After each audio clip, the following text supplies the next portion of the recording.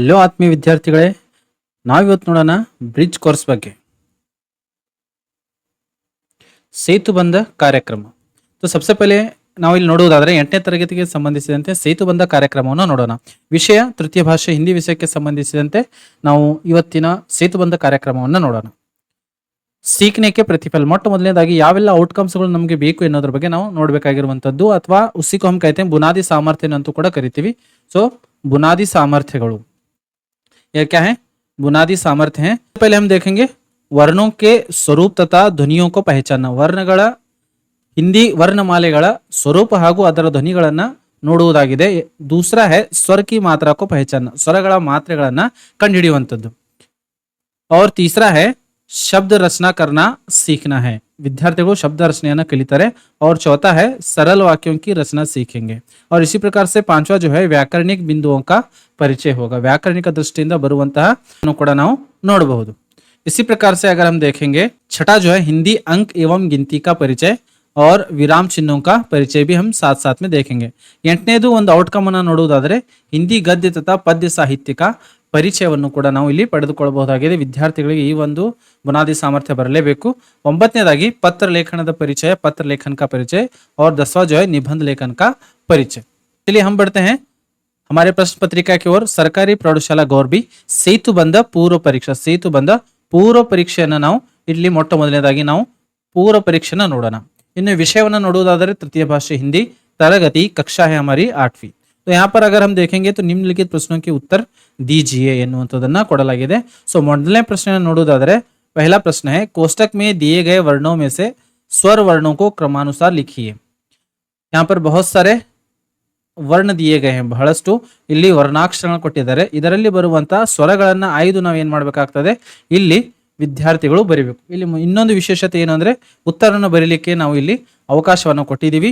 ಎರಡನೇ ಪ್ರಶ್ನೆ ನೋಡುವುದಾದರೆ ದೀರ್ಘ ಸ್ವರ ಲಿಖಿಯೆ. दीर्घ स्वरಗಳು ಹಿಂದಿ ವರ್ಣಮಾಲೆಯಲ್ಲಿ ಬರುವಂತಹ दीर्घ ಸ್ವರಗಳನ್ನ ಬರಿಬೇಕು.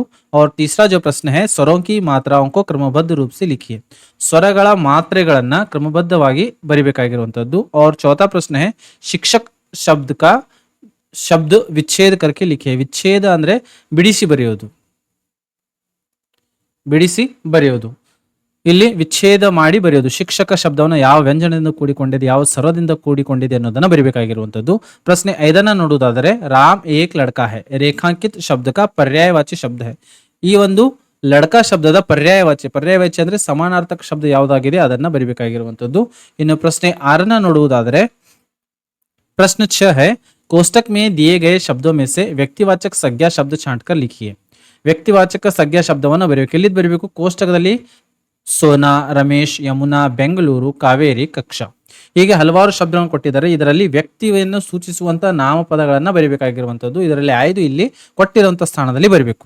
ಪ್ರಶ್ನೆ 7ನ್ನ ನೋಡುವುದಾದರೆ ಚಿತ್ರ ಕಿ ಸಹಾಯತಾ ಸೆ ವಾಕ್ಯ ಪೂರ್ಣ ಕೀಜಿಯೆ. ಇಲ್ಲಿ ಒಂದು ನಿಮಗೆ ಚಿತ್ರ ಕಾಣ್ತಾ ಇರಬಹುದು. ಈ ಚಿತ್ರವನ್ನು ನೋಡಿಕೊಂಡು ಈ ಒಂದು ಕೆಳಗಡೆ ಕೊಟ್ಟಿರುವ ವಾಕ್ಯವನ್ನ ಪೂರ್ಣಗೊಳಿಸಬೇಕು. Doctor K Haat May dash dash high ಎನ್ನುವಂಥದ್ದು ಬರಿಬೇಕಾಗಿರುವಂತದ್ದು. ಪ್ರಶ್ನೆ 8ನ್ನ ನೋಡುವುದಾದರೆ ಕೋಷ್ಟಕ್ ಮೇ ದಿಯೇ ಗಯೇ ವಾಕ್ಯೋಂ ಕಿ ಸಹಾಯತಾ ಸೆ ಸಾರ್ಥಕ್ ವಾಕ್ಯ ಬನಾಯಿ. ಇಲ್ಲಿ ಪುಸ್ತಕದಲ್ಲಿ ನೋಡುವುದಾದರೆ ಖೇಲ್ತಾ ಹೈ ಸಚಿನ್ ಮೈದಾನ್ ಮೇ ಎನ್ನುವಂಥದನ್ನ ಕೊಡಲಾಗಿದೆ. ಸೊ ಆ ಒಂದು ಸಾರ್ಥಕ ವಾಕ್ಯವನ್ನ ರಚನೆ ಮಾಡಿ ಕೆಳಗಡೆ ಬರಿಬೇಕು. 9ನೇದು ಗಾಯಕ್ ಶಬ್ದ का अन्य लिंग रूप है. ಗಾಯಕ ಶಬ್ದದ ಅನ್ಯ ಲಿಂಗ ರೂಪ. ಅನ್ಯ ಲಿಂಗ ಅಂದ್ರೆ ಗಾಯಕ ಇದು ಪುಲ್ಲಿಂಗ್ ಇದೆ. ಸೊ ಇದರ ಸ್ತ್ರೀಲಿಂಗ ರೂಪವನ್ನ ಕೆಳಗಡೆ ಕೊಟ್ಟಿರುವಂತಹ ಸ್ಥಾನದಲ್ಲಿ ಬರಿಬೇಕು. ಇನ್ನು 10ನೇ ಪ್ರಶ್ನೆಯನ್ನ ನೋಡುವುದಾದರೆ ಕರ್ತಾ ಕಾ ಕಾರಕ್ ಚಿಹ್ನೆ ಹೈ. ಕರ್ತದ ವಿಭಕ್ತಿ ಪ್ರತ್ಯಯ ಯಾವುದು ಎನ್ನುವುದನ್ನ ಅದರ ಚಿಹ್ನೆಯನ್ನ ಇಲ್ಲಿ ಬರಿಬೇಕಾಗಿರುವಂತದ್ದು. ಪ್ರಶ್ನೆ 11 ದೇखेंगे. ಪ್ರಶ್ನೆ 11ನ್ನ ನೋಡುವುದಾದರೆ ಪ್ರಶ್ನೆ 11 16 को ಹಿಂದಿ ಶಬ್ದ ಮೇ ಲಿಖಿಯೆ ಅಥವಾ ಹಿಂದಿ ಅಕ್ಷರದಲ್ಲಿ ಬರಿಬೇಕು.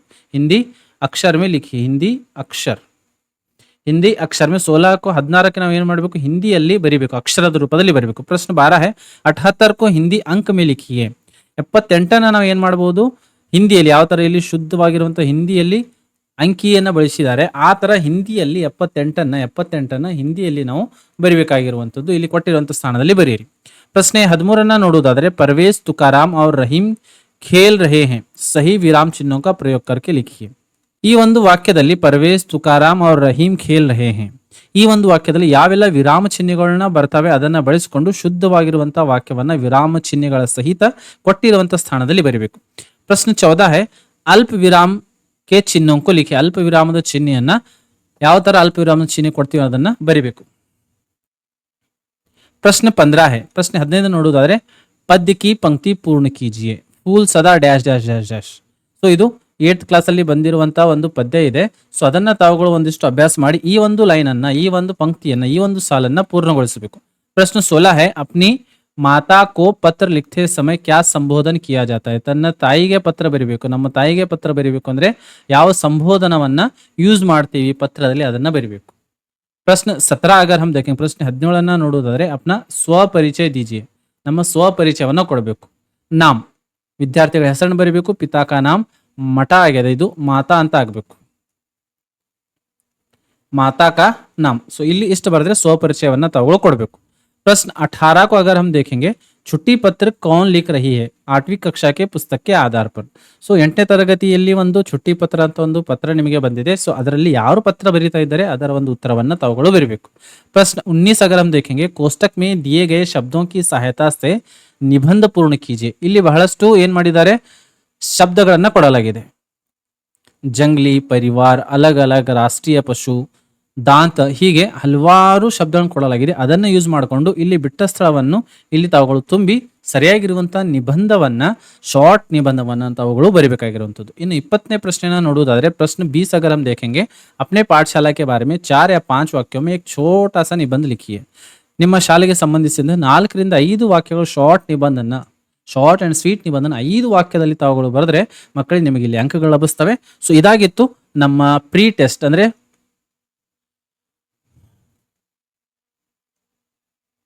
ಸೇತುಬಂಧ ಪೂರ್ವ ಪರೀಕ್ಷೆ. ಸೇತುಬಂಧ ಪೂರ್ವ ಪರೀಕ್ಷಾ ಥಿ. ಮುಂದಿನ ವಿಡಿಯೋದಲ್ಲಿ ನಾವು ಸೇತುಬಂಧ ಸಾಫಲ್ಯ ಪರೀಕ್ಷೆಯನ್ನ ನೋಡೋಣ. ಸೊ ಈ ಒಂದು ವಿಡಿಯೋ ನಿಮಗೆ ಇಷ್ಟವಾಗಿದ್ರೆ ಜಕಾರ ಅಕಾಡೆಮಿಯನ್ನ ತಪ್ಪದೇ ಸಬ್ಸ್ಕ್ರೈಬ್ ಮಾಡಿ ಹಾಗೂ ನಿಮ್ಮ ಗೆಳೆಯರ ಜೊತೆಗೆ ಇದನ್ನ ಹಂಚಿಕೊಳ್ಳಿ. ಮತ್ತೆ ನಾವು ಭೇಟಿಯಾಗೋಣ ಮುಂದಿನ ವಿಡಿಯೋದಲ್ಲಿ. ಜೈ ಹಿಂದ್.